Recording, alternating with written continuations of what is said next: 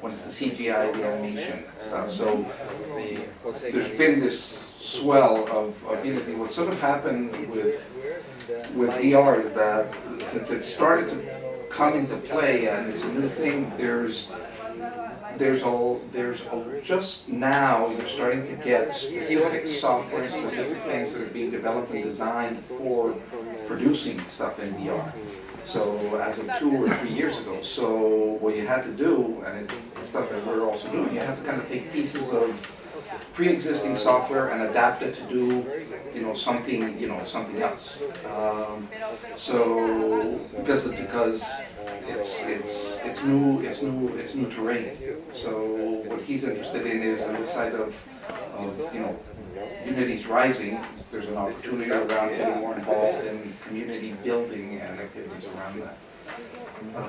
I don't remember how that, but I remember when I see the report, so I see there is kind of correlation between the company they're using in Israel, Unity, they're using also a lot of Android. Yeah. So the worlds of development are always going in clusters. Yeah, and the Android has been primarily probably just from the game development for apps. Yeah. Less the VR. So everyone wants a house with a garden. You can use Unity to develop a VR experience. But still it's different developers than Android developers. They are Unity developers. Yeah, It because is like a new profession now. Yeah. Because you've got companies, like startup companies, that need them.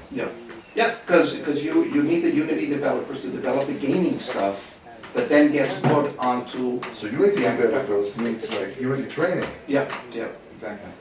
It's open source, so people that write in Unity can now come from Europe to Israel and they can teach Unity. Right. So Yeah, exactly. And Unity was more specifically for VR? No. Ah, Not for, just VR is using.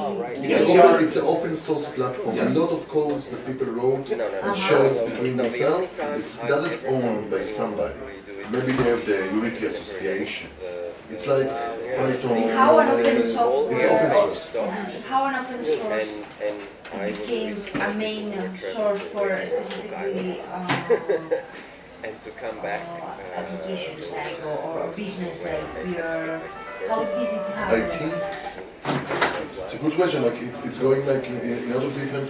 There's a lot of different scenarios why it happened and why one platform is leading on other platforms and how it works with open source. But I think in this case of the Unity, I don't think they ever had any competition. Like they were like really. I think they were really people really into it. They were putting all their life in it. Like a lot of years before there was nothing to do with it. Like they were like fighting, and then the need came, and it was I think in the right place in the right time. They already got the codes that fits. It's also cross-platform, so you can use Unity to Yeah, develop but a not game Unity that expert. works on the web, that works on the iPhone, that works on Android. Yeah, It's been it's just the point like They were there. when from nothing or almost unuseful for it became something needed, or you decided to start to develop games on Unity and then transforming it into Android or why? Well, I'm not a technical But it's background. still very So, amateur market. Like the Unity, maybe they're doing some things now, but maybe it's not enough market for each of the like other guys to try, because in the world of gaming, Unity wasn't the leading one; it was like the independence one. And now they're using it for virtual reality, but I guess it will be. I don't know. I guess there's Unity alternatives. Like maybe DreamWorks will do something. Well, the thing is, I'm not a technical guy, so I'm the worst person to be talking Yeah. about. Yeah. So, that's what they are asking. but basically, I kind of like put this. You will pay for your Unity developers in more. Yeah. This I know for sure. Yeah. If the developer relation will work for everybody, so Yeah. Unity developers will earn more money because they will be in demand. Yeah. And then they have more budget, and they will be more strong. Yeah. And then the open source guys will earn. And that's happening already. So I was saying that Ignacy sent this email suggesting you to connect with certain people. So I emailed everybody that was on my list and said, why don't we meet and just anyone that's interested in VR or AR and talk about what we're doing and what the interest is. So I didn't really prepare a chat to say, here's my vision of what VR is, and I can talk a little bit about what we're doing, and just kind of hear about everyone's interest, thoughts, perspectives. Since it's a small group, I also, there's the VR glasses to try out different things. I think you... I can start with about VR. Okay. So, it's a new matter for me, but it's a new subject for me, but I can do it. So I think VR can change the I don't know how we call this industry, but when you go into a venue or like event, and it's your attraction that you can offer to your attendees. Maybe it's a local, maybe it's a company event or a festival, never mind. So I think like most of the time when people are doing these facilities for the event lobby, they're not that brilliant. They're using things, they're going like that, you can take pictures, it's funny, I don't know. A lot of different attractions, but they're not that good. The VR makes it kind of cheap to make amazing experiences for attendees. Like when you're building a small construction, small metal machine with an engine, and things that moving like that, and it goes with a small VR element, and you're giving somebody like 1 minute of experience on this thing, it's not parallel to any other attraction you will get in this place right now. And these machines now are cheap. You can get like good machines like that now in Israel in a very cheap price, and they're really like beating the comparison of any attraction you can give to people. This is what I see. This is what in my event I want to bring as much as I can VR machines. Because you organize events? Yeah. Okay. Now, So That's why we are running. yeah, so now I understand. And within the organization of events, So we when went- you see humanity rising, it's like, okay, So we we have went to... to a big like conference of production attraction for people that are doing conferences. And then the most amazing thing was one Russian company that tells us in the same price that you can get all the other attractions, we can get you a VR machines. And they're bringing the VR machines from Moscow, and they can't even build them so fast, so people are ordering them all the time. So, Like it's amazing. just out of experience. curiosity, what's the level of knowledge and understanding or experience with VR of each of you? I have never tried. You've never tried it? Me neither. You've never put something like this on? I'm dying. I have tried it, but my level of knowledge about the technology is very low. This is both the Carl Zeiss. The Carl Zeiss, Yeah. yeah. And Atomson holography with electron microscope, Okay. which is what my interest is. Okay. And you've played around with these things a little bit? And did 3 years ago a track to Okay. Oculus developers in Israel. Okay. So basically, just at a very, very, very high level, right now is the early days of. Now let's translate a little bit more into a chat. So this is the very early days of VR, and the metaphor that I like to use when we're talking to we're closing around now when we're talking to investors is. Think about VR as, and AR, you can throw it into the mix, as this island that has suddenly appeared out of the ocean. It's an entirely new island that never existed before. And suddenly, there's a lot of excitement about this new island. And people are starting to pour a lot of money to get into this island.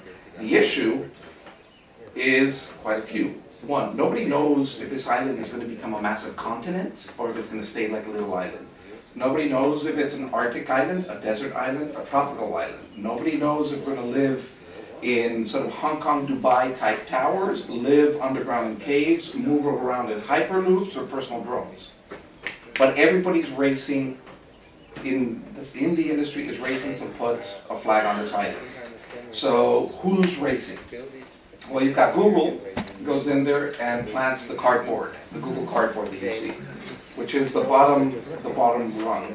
And essentially, any semi-decent smartphone, you put it on there and you can watch certain experiences. They're also launching now a portal for VR experiences. Facebook, 3 years ago, decides to plant a very big flag and spends $2 billion buying Oculus. So Oculus is Facebook's bet. Samsung sort of starts out as one of the first ones with this head-mounted display. So if you've got the cardboard, this is then the next level of sophistication. You put in your phone, and then you can watch different experiences. This thing is worth $100. Cardboard is worth $15. And if you have a high-end smartphone, you already have the VR capability. All you need is to. This one you showed us yesterday? Yeah. It's only $100? $100. Yeah. And It's just plastic and. it's got a little bit of Oculus. So this is a partnership with Oculus. So it's got a little bit of Oculus technology in here. Then you've got Oculus, which is a much nicer device. It's connected to a computer. It has a small sensor, so it actually recognizes where you are. And they will come out with controllers. Then there's another company called HTC, which is sort of the high end right now. The Oculus is about, I think, $600, but you need about a $1,200, $1,500 computer to be able to power the experiences. HTC is at $800, and it's a bigger device, slightly better than Oculus. You then have two sensors, so we can make a virtual room in here. So I've got the goggles, I'm in a room, I've got two controllers, so I can actually move and manipulate and do things in this virtual space. $800 plus a powerful machine, $1,200 to $1,500. Then you have Sony that's launching their VR device, I think it's called Morpheus, in October. $400 connected to the PlayStation and the PlayStation 4. Yes, I'm going to buy it. And there's already an installed I'm base. going to buy it. So these are all, and Everything is PlayStation. so currently there's a very limited number of devices out there. I think there's 5 million maybe Google Cardboards that have been distributed. I don't know how many of these. Oculus started pre-orders in January. They had made 700,000 units or 750,000 units. They sold out in 10 days. Now, if you want to buy the Oculus, you have to wait till October or September or August to get it. But I'm still struggling to understand what's the final point. So what is the final point of VR? There's a process trying to figure out, but if you take a step back and you think about the size of what the potential VR market is, to keep things very simple, divide it into what can be B2B applications and then what can be B2C applications. So in B2B applications, things where people are very excited about the opportunities for VR and also with the augmented reality. Sort of technical training of any sort. I can put you on an oil rig and train you to operate that oil rig in virtual reality versus needing to put you on a helicopter to take you there. Simulations of any type of technical training. Medicine. Being able to train operations. There was even a case, an article that I read last year, where there was this doctor that had to do a very complex surgery on a young girl that had a problem in her heart. They had done a 3D model of the heart, and the guy with the virtual reality cardboard was able to kind of move around and see the heart, go into the heart, and reconfirm the diagnosis and exactly what he had to do. So when he actually cut the girl open, he had already been in the heart. He had seen it, her heart in 3D. Education. Massive opportunities. There's one thing that I have here, which I think is pretty crappy, but you're in a submarine and you're moving through an artery and you're seeing the white blood cells and the red blood cells, and suddenly you miniaturize and you go into a cell and you're starting to see how cell functions and sort of explaining, well, there's the mitochondria and there's an enzyme that's delivering this thing to that. Tourism, which starts to get a little bit into the B2C. Pilot test that Thomas Cook was doing in the UK. To complement the catalog is, okay, I know you want to go Southeast Asia here. Let's take you to Thailand for 5 minutes. Let's take you to Vietnam and Myanmar. 40% increase in the sell-through of the tourist packages out of the pilot test that they did. Automotive. Simulation of configuring your car. I'm sitting in my Mercedes, I suddenly want to have this like a darker green, and I want this pink, and I want the turbo features, and what does it feel like if I'm driving this thing? Seeing it Exactly. before making decisions. Exactly. Obviously, porn is huge. It always leads to stuff. I mean, there's a lot of stuff that's happening in porn. So it can touch. See, in that way, it's yeah. true. No, it's. I came in here like thinking, what virtual reality can help in the... So How to apply it. Anywhere where they are using a telly, now you can put those Yeah. things. They are giving with Colacao, you know Colacao, the Yeah. chocolate company. This the promotion now. They're giving Google Cardboards Yeah. with a box of With 2 a box. kilograms. So, and then when you move into the B2C side, you've got a huge slice of the pie that's going to be gaming, which is, people that are gamers, this is suddenly like, I mean, amazing. Especially if you can interact. There's a fun game on the HTC called The Lab, where you just go in and you've got a bow and arrow and you're literally going, and you feel the tension of pulling the bow and shooting and the sound, and it's amazing. There's a part of content and experiences. The New York Times did this big launch. They put 1 million cardboards out there, and they've put those short pieces, documentaries about artists, about the Syrian crisis. It's starting to be used by a lot of the Hollywood studios to promote content across the board. The technology is not there yet as good is for streaming of live events, music concerts, fashion shows. I mean, you could be front row in the catwalk and be there. It's not fashion, but Sports Illustrated did this thing when they launched the swimsuit issue, where you could have VR experiences with the swimsuit models by being at the shoot when they were shooting the model. And the first couple were free, but then you would pay for the additional ones. Yeah. So the applications are really infinite. We've stuff. It will be a live ones? No. No. It will never be live Oh yeah, recording? Oh yeah. Yeah, you can see things like live. Well, on the yeah. Why do you think Yeah. Facebook buys Oculus? So Facebook, I mean, what Facebook wants to do is, so you don't miss my son's birthday. I can put the You can walk camera, around. and you won't be able to walk around, but you can be around there and you can talk and you can interact and you can because It's like to be there. it's like to be there. So it's teleportation. From your I side, was but what about for the other saying side? it. Well, you have a screen. You Yeah. hear that you have a screen and you see the voice of the person. I mean, today there's this thing here called Oculus Social, where you choose a scene. It's like we're on the moon, and there's 5 seats, and people come into the room. They have their avatar heads, and one is the video DJ, and decides to just put YouTube videos or whatever, and you can talk. And you turn your head, and the avatar turns to you, and you're talking.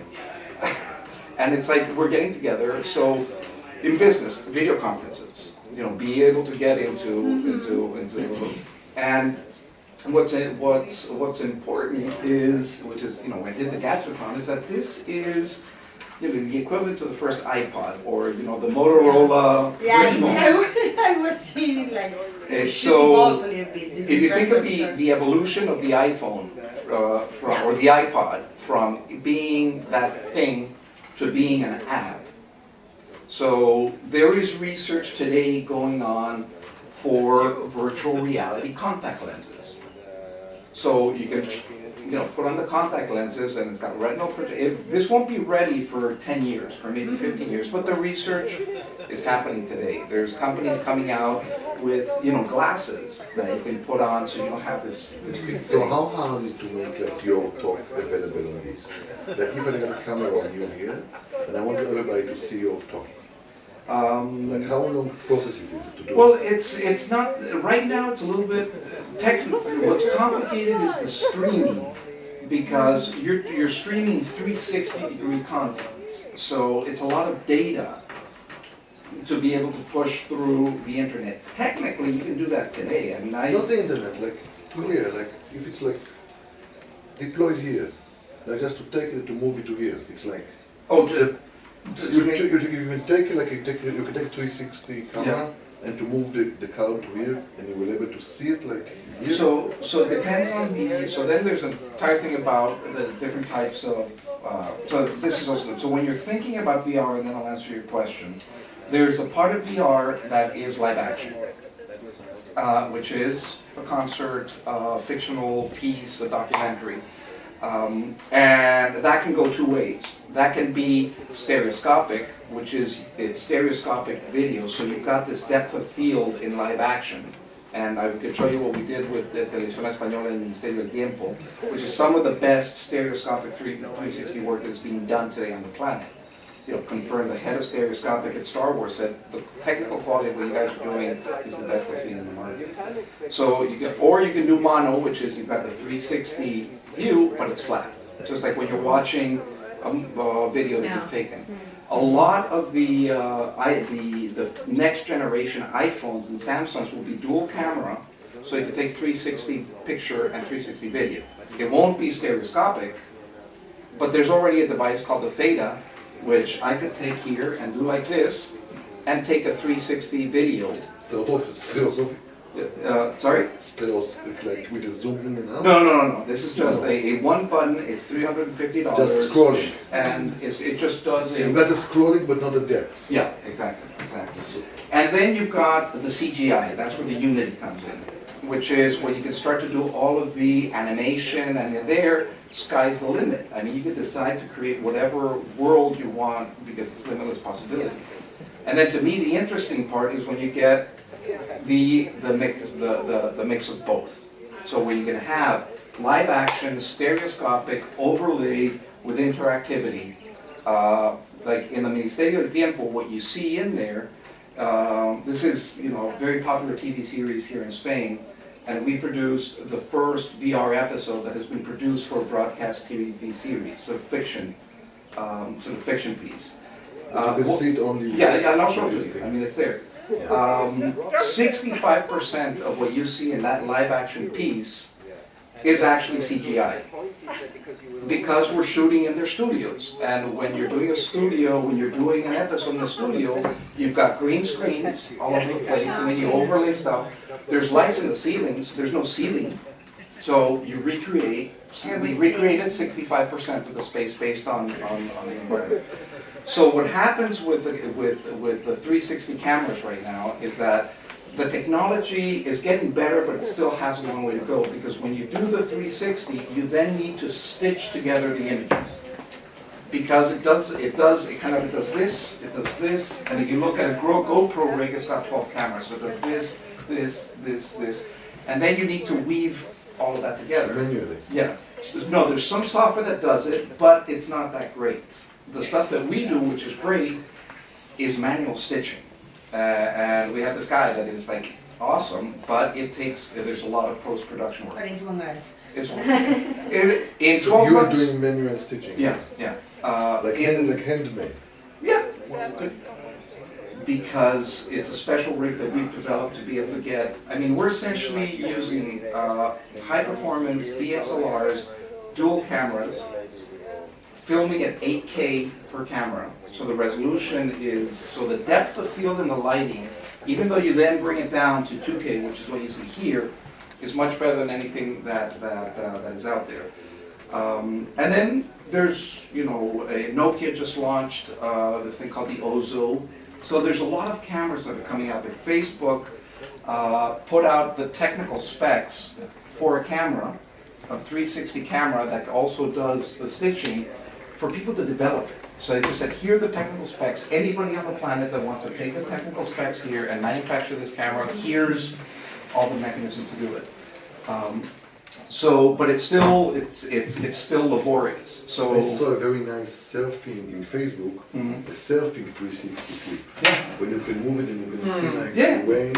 So I think Zuckerberg was like releasing it. Yeah. So Facebook now is already providing 360-degree content where it says And you can kind of cameras. move it And around hardware as well. and hardware and the camera. So I just saw it from him, like he post from Mark Zuckerberg. He showed that one. So I was talking And to you move with your David. mouse and you Yeah, can yeah, navigate. yeah. So I was talking to David, and it relates to another meeting that we had with the guys that did Tadeo Jones, the animation film.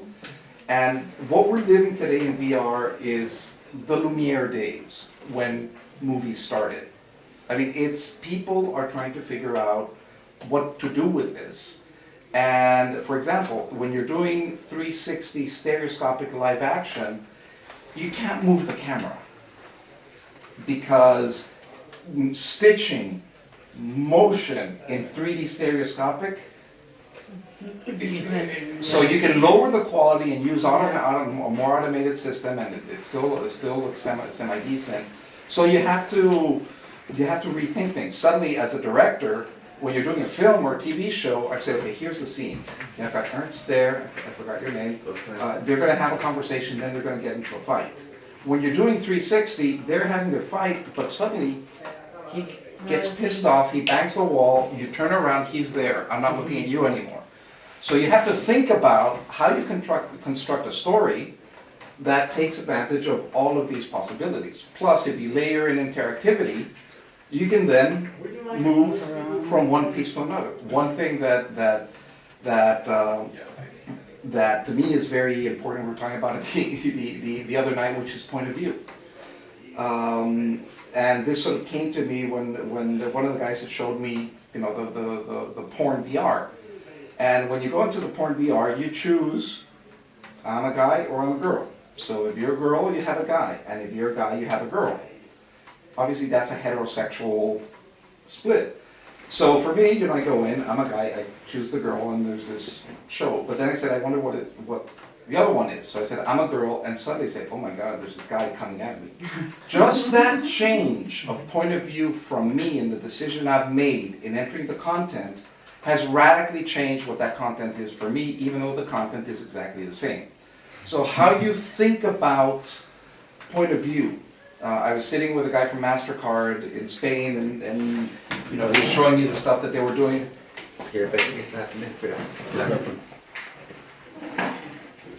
I'm afraid for you.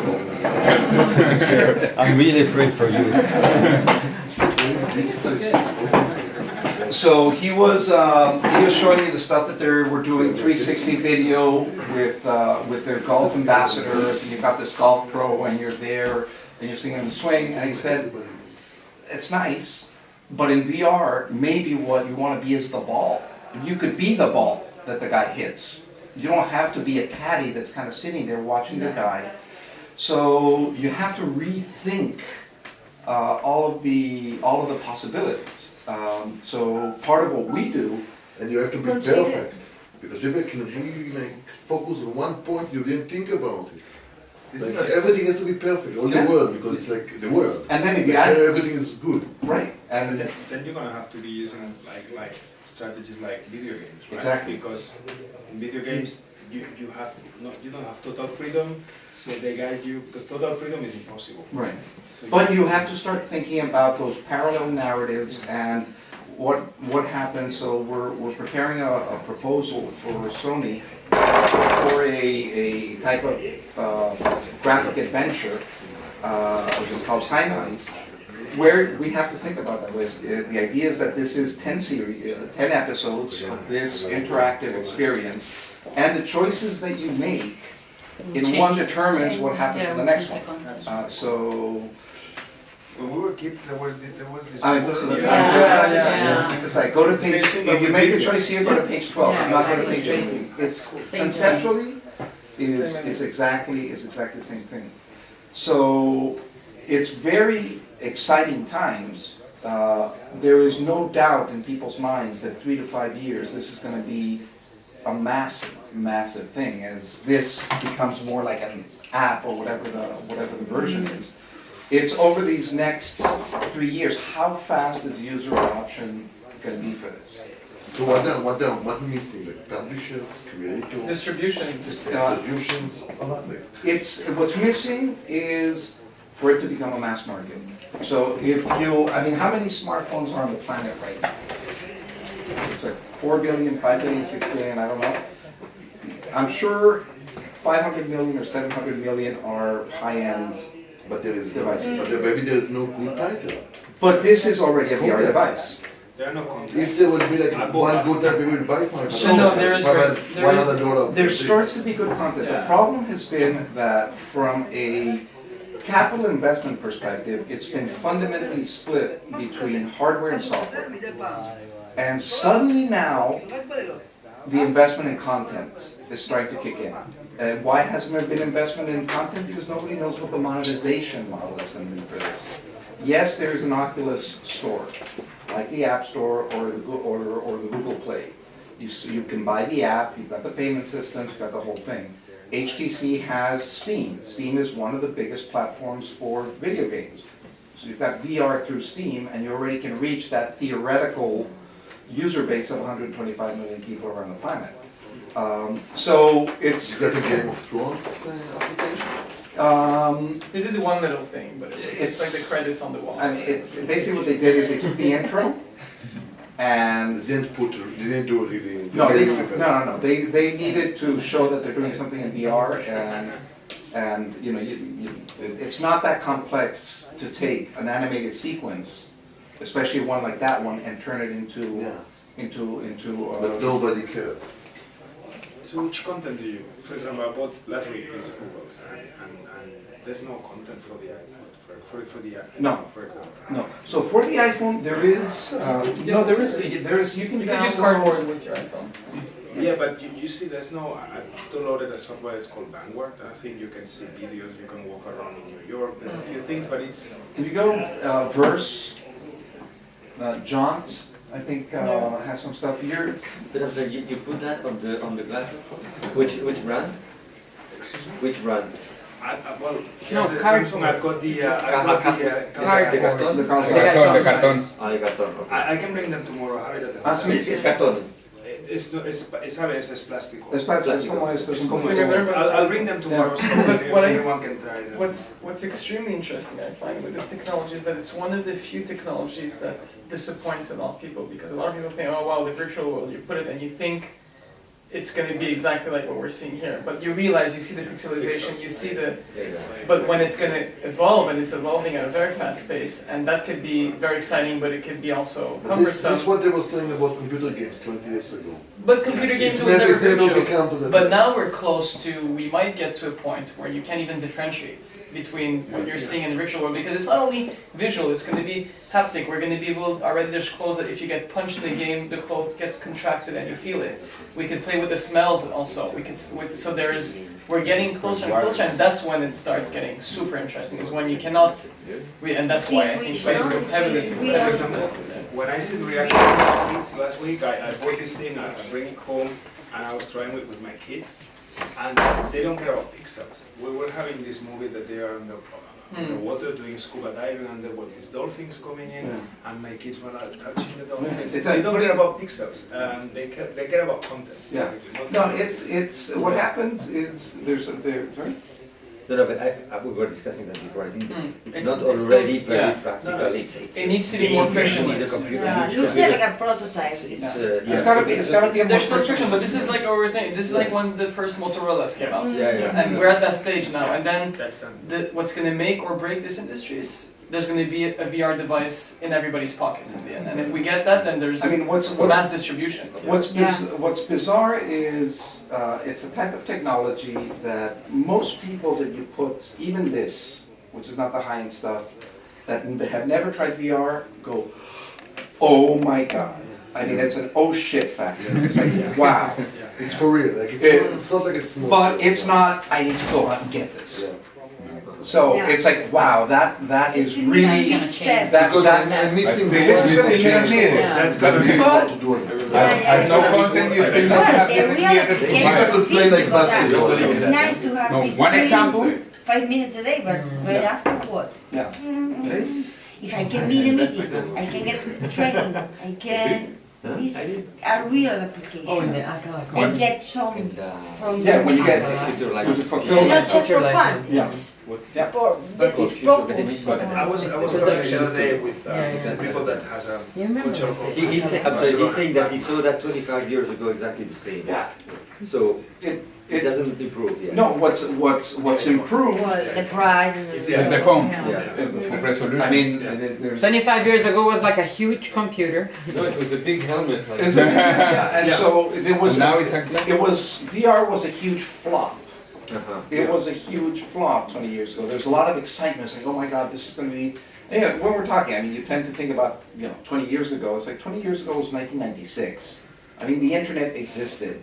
Amazon, I don't know if it went public in 96 or 97 or 98, but so it's now coming of age. It's now the technology is at a level where what we don't know is, are we going to go through another cycle of disappointment before it kicks in, or is it It's suddenly now- going to kick in? Nobody knows. And this goes back to the island. We don't know if this island is going to really happen now, and everyone's going to want to move and live in this island, or if it's still going to take, a couple more years.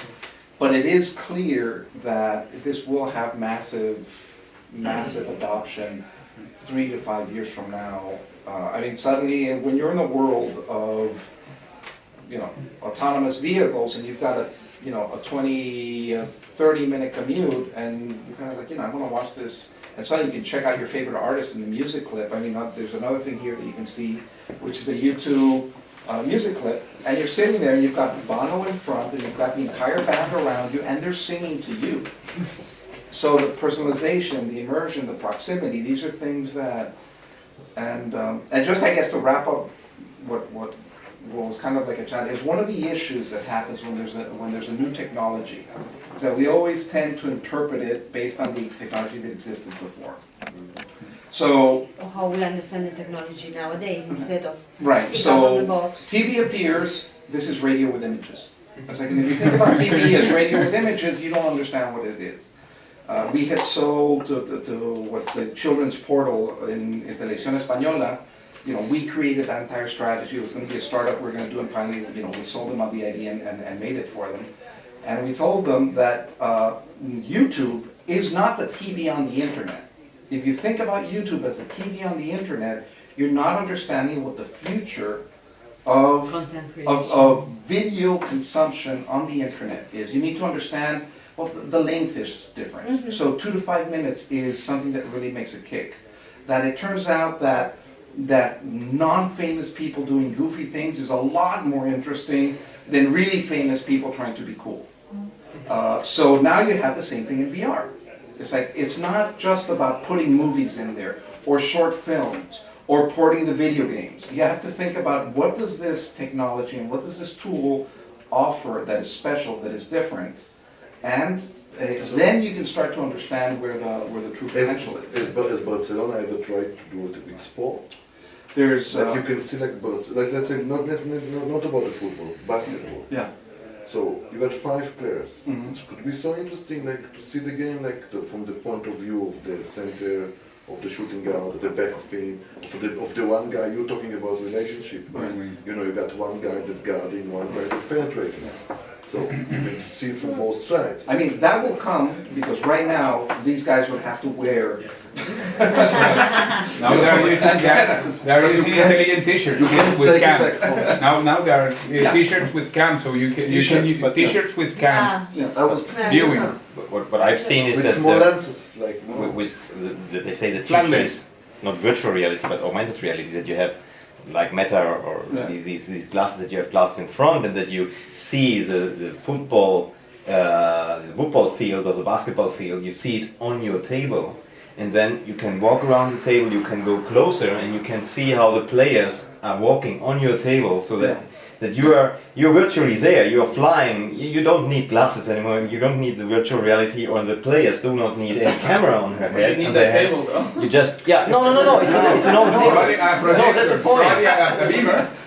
That's the point. You have these devices, these augmented reality devices, which just give you the impression as if it was on your table, but it's not on your table. There's nothing on your table. It's just the glasses which you have in front, which project this onto your retina, or however. Yeah, so this is going. we've been talking primarily about the VR. Then there's the entire augmented reality, It's probably going to be bigger. which is probably going to be bigger than VR, because it's got a lot more industrial and B2B applications, where essentially you've got a transparent piece of plastic or glass, and you're superimposing digital images on top of what you're actually seeing. So there you've got one of the big players, except nobody knows what their technology is really going to be like, is Magic Leap in Miami. They've raised $1.4 billion. Supposedly it's a retinal projection technology. So here you're looking at a screen. There they're going to be projecting the digital imaging to the retina based on what's happening. And it's incredibly complicated technology. They have a huge article about them in the Wire magazine this month. What's the name? Magic Leap. Leap. So they could put, like, if you want, a dolphin here. Yeah, they did a What they And say, then the HoloLens, The way you have you- Microsoft The whale that HoloLens. you saw in the rainbow. on the tree. Yeah. Okay. what they say is what the difference is, because Magic Leap, the difference is doing, and that's what they say, that that's why they are so highly evaluated, is that they simulate what the what the eye is doing, because we see at different distances with different sharpness. Right. And this is not, you cannot simulate this with these glasses, because you just have one distance, Yeah. you just have one glass, Right. which is at, I don't know, 10 centimeters Yeah. from away from your eyes. But with this, it seems they can 100% simulate what you see in real life, so that you have different, the depth, the feeling of depth Right. is Yeah. more natural. It's than- like, how do you know that you're putting the dolphin right here instead of, and that will be, so there's part of that technology, not the retinal projection, but I don't know how many of you have seen, I think they came out 4 or 5 years ago, the litho camera, that essentially multifocal. is multifocal, so Several you can decide, pictures, yeah. you can decide where to I bought focus, so you get all of the information, and then you can overlay the focus based on what you want. That, there's also being prototyped for VR cameras and for AR, so sensing on where the eye is focusing, you can try to make that become the focal point. And how are they going to deal with the amount of information? Because the amount of information that is going to be generated every time, it's going to be an issue. I mean, if you're talking about Phones are getting several storage. depths with 8Ks, and you have to take, I don't know, 40, 50 focal depths and do that in real time, it's going to take. The technical issue is not that. What's more important for them, and that's why they're being very secretive, is the health implication that it has of continually projecting a beam on your retina. It needs FDA approval for it to hit the market. So It's called Yeah. light. No, but his question is regarding like the phone. Data. Yeah. Data. Data, the transmission, Yeah, You have that's to what it's generate called. for a... with the 5G. Projecting How- into your how- retina. how It's to not explain it's to an old society? technology. It's an old They need to technology, trade but their it's kind of phone like for a 5G. concentrated. that's just I think compression and connections are going to be. That's for me that I'm not worried about. What, Yeah, you know, what I've heard of people that have been to Magic Leap and have tried the devices, they, it's very cool, but they're still having a lot of technical problems because, first of all, they need to miniaturize everything to be able to have it be portable enough to be useful and interesting. But that also people have very strange reactions, because when you put these on, and you're going somewhere else, when you're putting on the AR, and another thing is that if you're doing surgery and you're overlaying imagery, but if suddenly we're watching this and suddenly this great white shark comes out of the wall, it's like your brain gets it gets confused with this. There it gets really confused. Now it's a different thing is if you're watching the soccer game, instead of it being holographic here, but you're watching the soccer game in the stadium and it's detecting the field, and suddenly it's able to put the stats of this player, do the replay of the thing that just happened right in front of you. So there's all sorts of, but the biggest challenge is there is that they still have big technology hurdles. But the girlfriend of a friend of mine works in HR, and she could not say anything, but she did say everybody is going through that building. I mean, Spielberg, it's just, she says the amount of entertainment people, tech people, politicians, just very high level people are going through this thing, and kind of like, this is What, the Magic Leap? Magic Leap.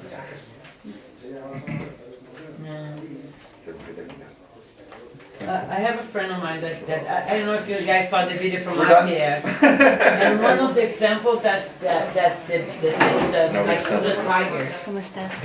in front of you, like that. ICF was trying like the AR goggles, and it's like, you know, you put a tiger in front of you, put a bailarine like on top of the table, Right. and it's like, you know, it's Microsoft did those goggles, and it's like AR oriented and everything, and it's in a trial mode, and you can precisely see the tiger. Not only like here on this door, but you can go in the other door in another inclination and see the tiger from that inclination. It's like, you know, amazing precision on like the location and everything. And it's So- like, you know, So we have to wrap up. What happens now? Now it's the ignite goal. Ignite. Okay, Ignite. So Thank you.